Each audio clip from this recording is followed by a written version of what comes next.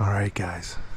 Welcome to the Deer Shot Podcast, presented by Siman Brothers Outdoors and the Leaky John Boat Company. He went and watched a movie that has a $200 million production budget, and then the next thing he watched was our video on YouTube that has a $0 production budget. This is the first buck I've shot in over 10 years. Your track job was the first fun track job. That kind of like, I think part of my life was influenced by that night. Then you miss him 3 times with a rifle at 70 yards on video for the whole world to see. That's what Caleb did. 5 years ago, we couldn't shoot a deer at 100 yards with a slug gun. Now you're shooting turkeys at 100 yards with a shotgun. Joey takes The shop is closing up. Make sure he takes all his right antlers. You can't leave anything. Deer Shot Podcast, episode 142, The Downfall of Creek Kings. Bum, bum, bum. Me and Isaac in the studio talking about poachers again. Yeah. Convicted poachers. Convicted poachers. Might receive a lot of hate for this one. We will see. But it's going to be an interesting and eye-opening episode, and we're going to hammer home some points that are very important to us. Mm-hmm. Before that, a little business.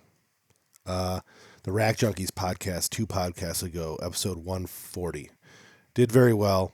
Had a lot of fun doing it. I've been seeing more and more of his posts on social media. So if you're on Facebook a lot, just follow Rack Junkies and just read his posts, because it's always something interesting or engaging, and a lot of it's corrupt politicians, hunting laws, poachers, stuff of that nature. Yeah, he's filling a void that definitely needs filled in the outdoor industry for bringing light to corruption, funds that aren't being spent the right way, organizations that are doing good, organizations that are doing bad.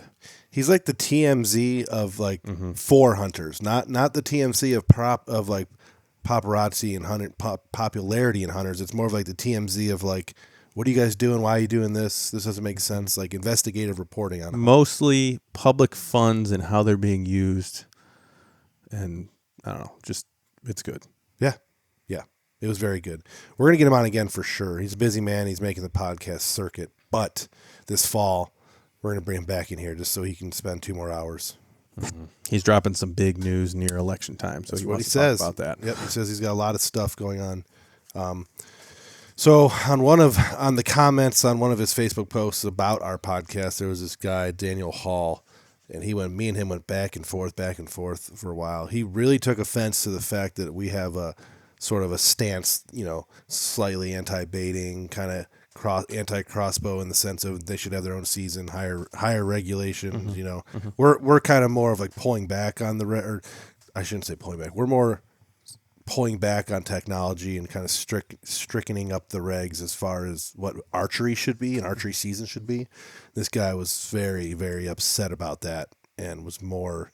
He thinks we're trying to take away hunters' rights, and us trophy hunters are going to make hunting for him shitty. He doesn't care about antler size. He just wants to be able to go out and kill deer easily. And I mean, I see his point to a T, but he failed to understand that any of the things that we would want to push forward for the hunting to make it better would also make it better for him. Even if he's not after big bucks like we are, even if he doesn't care about age structure and good rut hunting and good just deer activity overall, it would still make the hunting better for him. He might not see 50 deer on every hunt and be able to kill one right away, but his hunting will be better. Yeah, we're trying to draw a line in the sand with technology to give the deer a little bit of a advantage over us in the woods. Yeah. We're at the point where we can shoot bows 100 yards, thermal scopes, drones, crossbows, cell cameras, unlimited baiting, timered baiting, feeding. All those things have made it so the deer just has less and less and less of a chance. And people would say the same thing about us shooting compound bows, as Rika. Steven brought it up on the Rack Junkies podcast about how he went straight from a crossbow to a recurve bow because he didn't see the need for the middle ground with the compound bow. So everybody has their little arguments. We're just trying to compound bow still requires movement of drawing, holding, aiming, form, and shooting, whereas crossbows require none of that. And I think that's where we, as the Deer Shot podcast, kind of draw the line to what we think archery is, what archery isn't. Like nobody can make the argument that you going out and shooting your crossbow is archery. Yeah.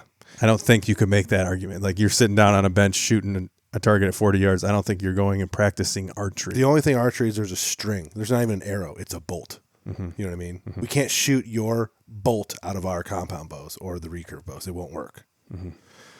And on the same token, as much as I think traditional hunters, guys using recurves, trad bows, longbows, all that are cool, and it's obviously a talent.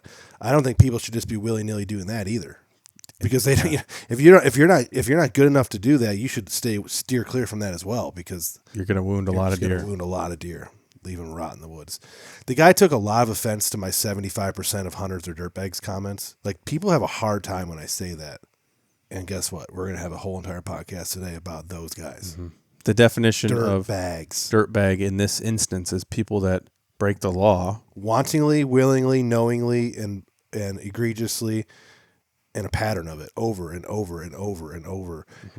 It's even worse, and we're going to get into this later. It's even worse when you get caught doing something, and even your father gets caught doing something, and you just still do it again and again and again, even though you know it's wrong because you've already paid the penalty. And with how difficult it is to actually be caught.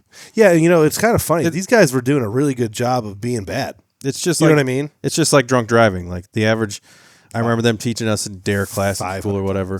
Yeah, the average person who gets a DUI is on their 100th time drinking and driving. Jimmy says it's 500. 500. 500 times. 500th time drinking and driving before you actually get caught. So But you're not posting videos of it on the internet. and making money off of it. Yeah, like these guys were. Yeah. And influencing youth, other hunters, et cetera, et cetera, et cetera. Correct. But thank you guys for the feedback on all that episode. And then last week we had Zach Haas, EHD, a very good comment, or a very good podcast, informative about EHD, CWD, and what to do now to keep your water good. We've talked about what EHD is to death with him on podcasts. We've talked about what we can do to make our water better to death on another podcast with Zach. This one was kind of all that together, and how to take care of like your family farm pond, stuff like that. Arguably one of the most important things for the deer, and one of the not easiest, but one of the things that we can do to help the deer, right? That most people and most commercialized products, sponsors, et cetera, completely ignore. I mean, think about it. You don't see a water hole commercial when you're watching the Outdoor Channel. Correct. You see 800 mineral scent food plot commercials. I can lay it out very simply for you. You're going to spend $500 to $1,000 on your camo. You're going to have $2,000 in a bow and another $150, $200, $500 in your gun, arrows, ammunition, a couple $1,000s worth of trail cameras, $100 a month trail camera bill. You're driving back and forth to your hunting property. You're spending $1,000 a year on food plot, seed, mineral licks, spray, chemicals, fertilizers, gasoline to mow them, but you can't spend $500 on water for the deer. No one spends their money on water. And that's just something that we're trying to keep stressing. You can do all those things that you think is helping your hunting, and then not to mention the $2,000 a year corn bill in the feeder. But which is arguably worse for the deer herd. You won't spend the money on water. You think water's just there. Water takes care of itself. Water is safe. Water, they're going to get their water no matter what you do. Yeah, if you have a nice... It's not that way. If you have a nice flowing creek that goes through your property and it stays clean, it doesn't get stagnant, blah, blah, then that may be the case. But that is rare, especially in our area. Correct. We've been getting a lot of comments on our gun season video from last year. People really take offense to the fact that Gore used a winch and a side-by-side to pull that deer up that hill. Like, there's so many guys that are like, pussies. What the hell's wrong with you? The latest guy, the Polaris Mule guy. The Polaris Mule, yeah. What is a Polaris Mule? Have you seen it? Have you ever seen one? Yeah, there's a guy that commented on the video, you got that $15,000 side-by-side, you couldn't just drive down there and get it? If they would see where he was. Yeah, the GoPros don't do a good job of, because we have all these videos from West Virginia too, and it doesn't look that steep. Mm-hmm. I'm telling you, you're not going to take your side-by-side down this leafy hillside, grab a deer, and then drive back up it. That's not what those side-by-sides are for. This isn't a manicured trail that you're driving 50 miles an hour on and doing the Hatfield McCoy. This is leafy, old-growth forest. Old strip mine. Yeah. Yeah. That's just... Comments are funny. Keep them coming. It is funny, yeah. Keep them coming.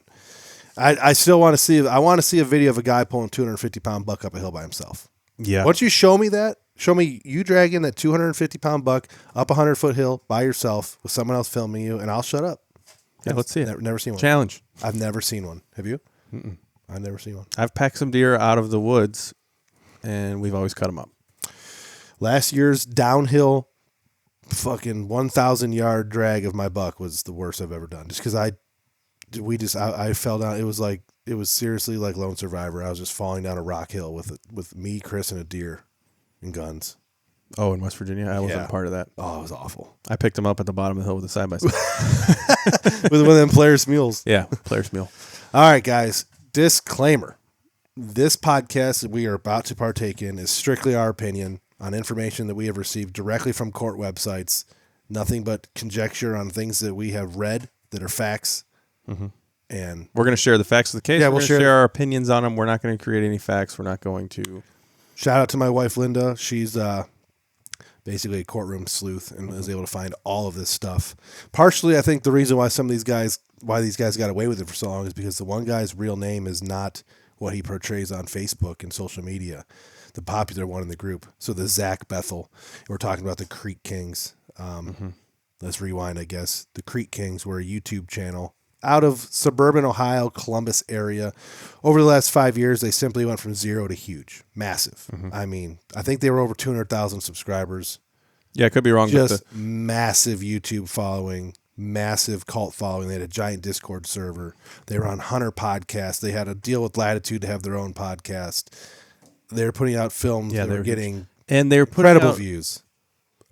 Correct me if I'm wrong. One of the guys went to school or Yeah, they have a background digital in marketing. in digital marketing editing. So they were very cinematically well made films. Yeah, so the films were very well made, made. which you can no longer see the films. Yeah, they're That's all what we can gone. talk about. They're wiped. We'll get to that in a minute. But their films were very well made. Every year they had like each buck they were hunting in Ohio, some long backstory. Our kind of videos, to be honest with you. Even though they were suburban city type I remember videos. watching those videos a couple years ago or whatever, and we're like, something's not right here.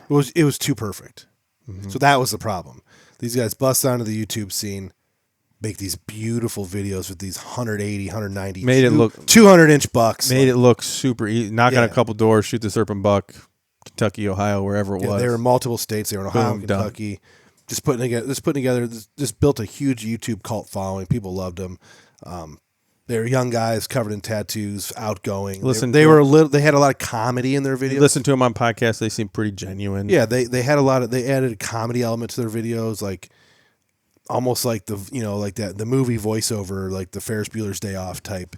Like, I mean, it was very unique and it worked well. It had all the things. You had like a young, fun crowd of guys behind the camera, giant bucks, good cinematography. So their most popular video was about a buck they didn't even kill. Yeah, and they've had a couple. They were friends with some of the more famous guys around Kentucky or Columbus. And I'm not going to throw those guys' names into the boat because. But what was the buck that was it? Goliath or something? Goliath. There was a 245-inch buck in Columbus. So they had like 1 million views on this video. Yeah.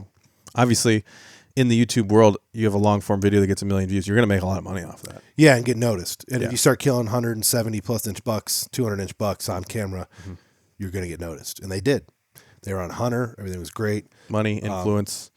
They were influence. very arrogant at times on social media, but I mean they had busted onto the scene and had a #1 selling album. Were the guys. And one of the shitty parts is their videos, they weren't really catered towards us in particular or the older crowd. They were catered more toward the younger crowd. Yeah, but the fact that they were right there in Columbus in our backyard, I mean, we took an interest in them. We invited them to our Indiana public land camp, and they were on the fence about, yeah, we would like to, but it's hard to leave town when we got all this going on. Like, we went back and forth for a couple of years. We invited them a couple times, I think, back in the day, and then they ended up never coming. We ended up getting in with Born Again and those guys, and it's been that's ancient history that we enjoy. But I mean, these guys were on top of the ball game, and for their names are on the internet. They go by Zach Bethel and Justin Booth. Those are the two. They're cousins, I believe, too.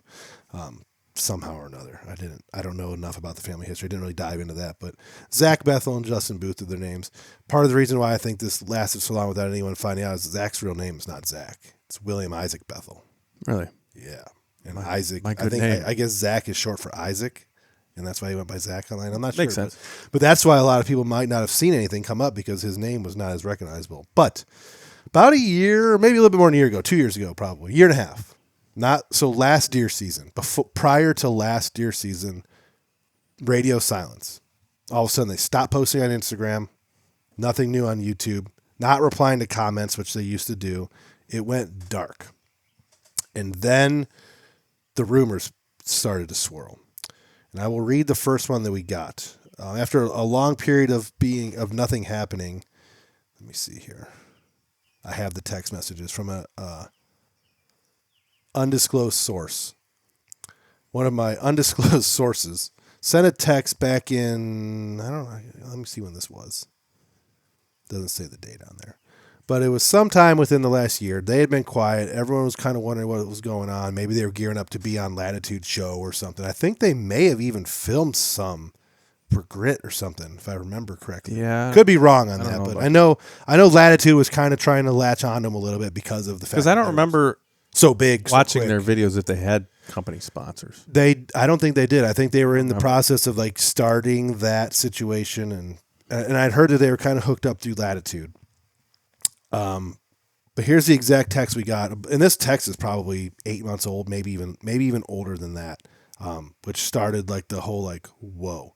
We got a text from an anonymous source that said, Creek Kings just got hit with 76 counts of trespassing, and every buck was poached on YouTube. They never had written permission, being investigated in Kentucky as well, have to pay fines, $1,000 per inch of antler, 18 months of jail each, potentially 5 years of probation, loss of hunting rights for a period of time. Who knows how accurate that is, but it's crazy. $1,000 per inch of antler, that'd be something. So that was the very first time we're like, holy moly, what is going on here? Mm-hmm. Couldn't find anything online. I sent comments to their Instagram page, their personal pages. I sent messages to their personal pages, Instagram pages. Nothing bad. I just was like, hey man, I would love some clarity. You know, we kind of taken an interest in this. We've been following you guys from the beginning. You know, we were there before. I think I was following their channel. They only had like 10,000 subs. You know, so we've been there since the beginning, kind of watching these other local Ohio YouTubers. We've been trying to collab together, found some hunts and all that stuff, and no replies. They read a bunch of my messages. It showed that they were read, but they never replied.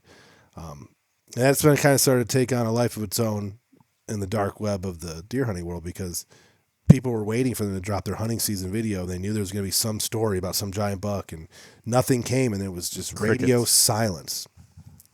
And, you know, at the end of this podcast, we're going to talk about what that does for people like us, because if you're trying to make a legitimate YouTube channel and you spend your life following the rules and trying to do everything right, if you have guys that come in like this, you know, obviously you're going to be paying attention to what they're doing because they were so successful. But when you start to hear that they were potentially cheaters, it sucks. It's demoralizing. But let's see here. There's another page that we reference every once in a while on Instagram called The Hanging Tree.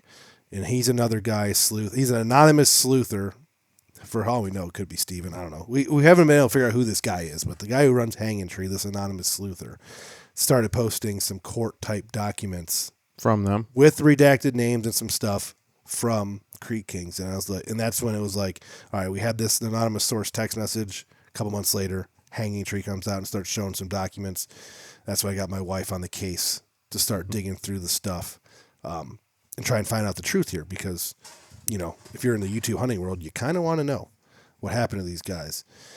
And then we found out eventually, when Lindsay was able to find the correct documents and everything, that everything was a lie.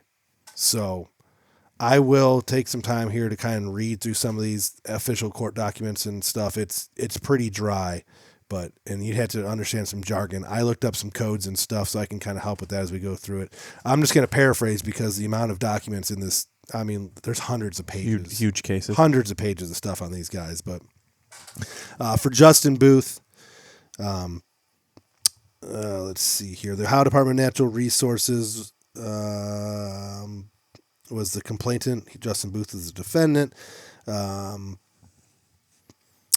The Three Creeks Metro Park was the primary location where a lot of this stuff happened. So I'm spot burning, but I'm spot burning because guess what? It's a non-huntable metro park that you're not allowed to hunt. So they were hunting in a metro park? Oh, let's see here. All in Franklin County. Let me scroll through. It's just a bunch of jargon, blah, blah, blah. Hunting without a deer or turkey permit, guilty. Paid his fine and his waiver, which was $133. There's some traffic tickets in there randomly during this time, so they must have chased him down. He does, let's see here. I apologize for the little bit of delay. Scrolling through all these papers is hard to really kind of, there's the hearings that have all been stayed. Hunting without a deer and turkey permit, another one, guilty. Hunting without a deer and turkey permit, guilty again. Hunting without a deer and turkey permit, guilty again. So that's 4 counts for Justin on that. Hunting without deer and turkey permit. Number 5. Number 6. More hearings, subpoenas filed, blah, blah, blah. Still scrolling through because there was a couple other ones that I wanted to touch on that they got hit with. Pretrial stuff, more sentencing. These court documents are extremely boring, so unless you know what you're looking at, it takes a minute. Criminal trespass, restricted areas. Franklin County Metro Parks caught him doing that. More criminal trespassing, sentencing for said criminal trespassing. Yada, yada, yada, so on and so forth. The key point I want to bring up here is once I found Zach's real name and we were able to go through his court cases, Lindsay found that he had been busted for hunting without a license or a permit or illegally back in 2020. So prior to him getting big on YouTube, the leader of this group, Zach, actually had already been busted for illegally hunting in Metro Park without a license or hunting without a license. Caught, fined, guilty, the whole 9 yards.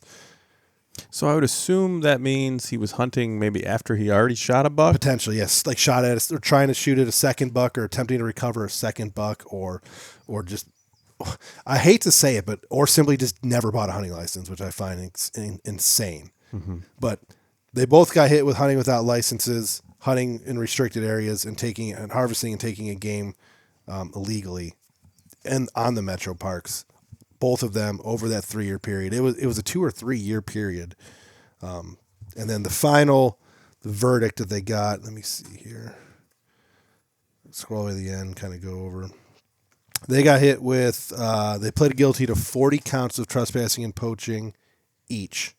Charged with $29,000 in fines, all hunting gear seized, filming equipment, and computers, which would explain why they never responded to anything. Now, obviously, they still have their phone, but all their filming equipment, computers, hunting gear was seized, $29,000 in fines. They're banned from ever being in any of the metro parks and rec areas. All their mounts and antlers were also taken away, so we'll see those on the circuit eventually, probably by the DNR. Then they each served 9 days in jail. Every buck they killed on YouTube, including Kentucky and Ohio, were all illegal, and all the Ohio bucks were actually tagged with Kentucky tags. I mean, just insane. Mm-hmm. And that's, there's actually not much more to say on them. That they're guilty. They did it. They bamboozled all their audiences and everybody, pled guilty. They're doing the time. It's cut and dry. It is what it is. There's nothing we can say about it. From our perspective as guys that have had a YouTube channel for 17 years, podcasting now for almost 3. Next month will be our 3 years of podcasting. It's very disappointing that someone could come on and just do all that and be that glaringly, wantingly, openly wrong. Mm-hmm. Tagging your Ohio bucks with Kentucky tags? What the hell is wrong with you? So... And putting it on the internet for us all to see, and going on podcasts to talk about your tactics. And I assume they did that because they already shot their Ohio buck, and it was easier to shoot another buck in Ohio and just use your Kentucky tag. I would assume, because I remember watching. They had these videos where they were traveling down to Kentucky hunting public land, and like 140-inch 8-point stands up out of a bed. And I was thinking to myself while watching said video, because I've been to Ohio, Kentucky public land, like these guys must be the greatest hunters in the world to be able to have these opportunities going down there on these trips from the ground. Nope. It was standing next to Walgreens in Alexandria, Ohio. Mm-hmm. It's just bullshit. It's complete bullshit. Just disappointed. Yeah, nobody's talked about this. Have you done a search at all? I Google searched it for the last, every couple of weeks I've been doing a Google search. There's nothing. There's no videos or Instagram posts left. There's just their appearances on some podcasts. I don't think the Hunter podcast with them is still up. It didn't pop up in my Googles. You said you listened to it. Oh, well, I didn't see it on YouTube. Last week I tried because I knew we were preparing for this podcast, so I tried listening to it, and they talked about Taco Bell for literally the first 20 minutes, so I turned it off. I like Taco Bell. I had it 2 days ago. Yeah, but they were. I couldn't. I can't do the 3-hour Hunter podcast. I just don't have it in. No, we've talked about that. We rarely have podcasts that go much more than an hour ourselves. The Steven one recently was 2 hours. We've had a couple, 2.5 to 3. We have had a few that way. Usually when the beers are flowing and we're talking. Get to deer shopping. But it's hard to sit there and listen to someone for 3 or 4 hours on a podcast. I know some people prefer that. They want the longer ones so they can tune in the morning and listen until their lunch break. I don't have the time to listen that long, so I don't drive much for work, so it's hard for me to. So I would assume take in a podcast of that length. I would assume eventually this will get pushed out by the DNR, or maybe something in their sentencing, their plea deal, something. They made some sort of deal that the DNR can't publicly. Yeah, and that could be built into the sentence, because they obviously do have other lives, and their hunting careers are pretty much over. Yeah, sometimes I think they're not. I think it said in there they're not allowed to hunt for 5 years. Sometimes people make a redemption arc, as you would say, or attempt to. There's people that do. There's people that got through it. We're looking at you, Chris Brackett.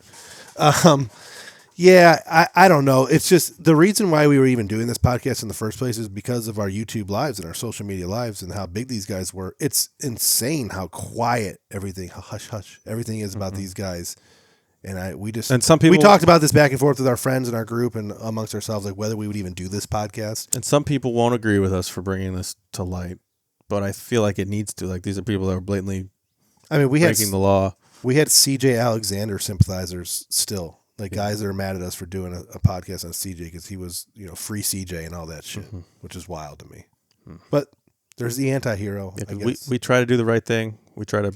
Yeah, and I reached out to Zach and Justin both on multiple social media. The only way I could possibly do it on multiple social media fronts, including his tattoo one, which I know he saw. Asking like, what happened, man? Like, and maybe he's not allowed to talk about it. Maybe he has a gag order. Maybe the judge ruled that you're not allowed to discuss your matters for the next 5 years. I don't know. Which means I'm unfairly vindictive of him. But I reached out for comment and they ignored they read it and they ignored no reply. So it's just disappointing. It's disappointing that a large YouTube outfit would do something like this, and it adds into my narrative that a lot of hunters are dirtbags, unfortunately. And we've always felt like we've had a calling to kind of point that out, and maybe we can change that a little bit. Maybe people will start thinking twice. Maybe they will not do that thing that they know is wrong. Yeah, if it's after legal shooting light, don't shoot. Because we've talked about it time and time. The deer wins. The deer's allowed to win. And we talked about it time and time and time again that we know a lot of these people can't be caught because wildlife law enforcement is severely understaffed, under budget, under everything. So it really takes something for these people to get caught. And when the good guys can actually get a win, we also like to bring light to that. Because this was obviously great work by a lot of different organizations. Yeah, so it looked like the metro parks, like some of the park officers, park rangers and stuff, the Ohio Department of Natural Resources, they probably knew this was somewhat of a big fish and coordinated this because there was a lot of law enforcement listed in the court documents that worked this case. To your point, I'm surprised that they haven't made some kind of press release type deal. Unfortunately, like they did with CJ. Wildlife crimes don't get the backing of other crimes because you can claim that no one's being hurt, blah, blah, blah. Yeah, and we've talked about it before, too. The judge has got a full docket of down in Columbus about 5 murders and 6 rapists and 4 child abusers, and then we got some guy that shot a deer in a park. I don't care about that. Just give him whatever. Guilty. Bang, bang, bang. Guilty. From our perspective and all our friends' perspective that we hang out with and our fellow content creators that we share circles with, it's disappointing that when you try so hard to do everything right, follow the rules, you're under scrutiny and a microscope at all times when you have YouTube going. Game warden can walk into our shop at any time and start checking stuff out. So you have that in the back of your mind, always following the law, not shooting over the property lines, trying to get permission when you go to recover deer, not shooting turkeys over the property line, not shooting after dark, all the things that we do to make sure that we follow the letter of the law. Then you got these cheaters that just get famous and have this, aura about them as these great hunters, and they're just breaking the law and they're just dirtbags. But if you're listening, let us know what you think. I'm in the future, should this be brought more to light? Should we try to stuff it down so we don't give hunters a bad name? Working class bow hunter takes a hard stance of we are not going to do anything to support poaching or even bring light to poaching whatsoever. Hunter podcast takes a stance of, well, we're going to get to everybody before they're poachers. Tell me about yourself. What did you do? And they help hang people per se. They get the poachers on before it's almost like they know these guys are bullshit and they get them on just so they spill their guts and then have that information. Because I'm sure Hunter was asked about this. They had to have been. And I'm not as regular of a watcher of Hunter as some people, so maybe they've talked about this a little bit recently and decided not to comment or just had a few short clips about it. And I didn't catch those on the few podcasts Yeah, I don't know. listened to, but We're just trying to give a voice to the deer, as always. yep, always a voice to the deer, always a voice to doing the right thing. Fuck poachers. Yep. Fuck poachers. We know there's going to be a lot of comments to this potentially of positive and negative, and there's going to be some tongue in cheek about it, but that's our podcast for this week. We don't have much else to go on. We're not going to, I don't want to beat these guys to death in the speculation. I just wanted to read the facts, get it out there, and let it be known that, there's some guys that worship these dudes, and they aren't who you think they are. Mm-hmm. It's unfortunate, but it's true. And also give that Put your money and your time into people that deserve it. Mm-hmm.